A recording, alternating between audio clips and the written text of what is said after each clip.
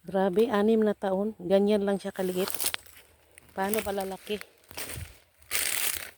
Yung puno ng kahoy na yan, oh. Ito, balikanan pa to, eh. Ito, may mga kahoy na si Papa dito. Pang ano to? Para to doon sa baliti, sa baba ng baliti. Pagawa ko ng kasilunganan doon, ah. Kahit makabili lang ako ng 5 piraso. Ito yung sa iyo dito ba? Dito ako sa ano. May dulo sa bangin ni Kuya. Yan. May mga niyog pa din dyan, oh. Ayan, sapa. Yun. Yan yung sa iyo. Diyan. Yung patag na yan. Diyan. Tapos na yan natabasan hanggang doon sa may ano.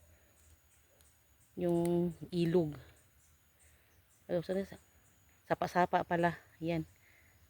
Tapos, di ba nandoon yung ano, yung pilot.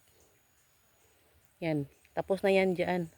Yung doon lang sa pinakadulo ang hindi pa. Kasi hindi naman daw masyado masukal doon. Ang masukal yung dito. Yung gusto sunugin ni Papa kasi taniman daw ng mais. Subukan yan, taniman ng mais yan. Dito naman kang Kuya ito, oh. Maraming niyog dyan na malalaki. Malaki na siya. Kaso lang kailangan talaga maligtas itong niyog na to.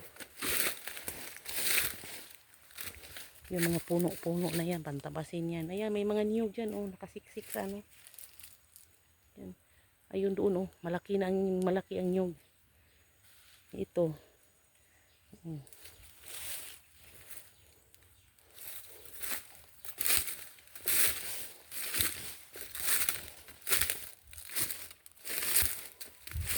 Kailangan talaga pinansin talaga dito na naiwanan kasi ito dito, eh. Kung naasikaso lang to dati kahit spray lang. Ayan.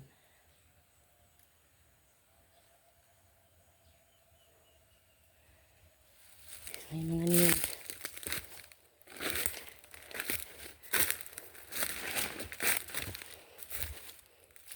Sayang yung mga niyog.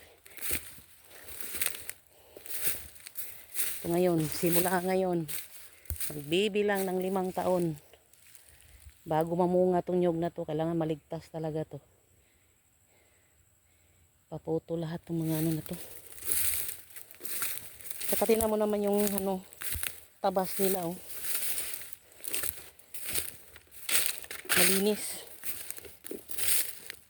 Dati, hindi kasama ang mga ano pagputol. Ngayon, kasama na siya. Linis lahat.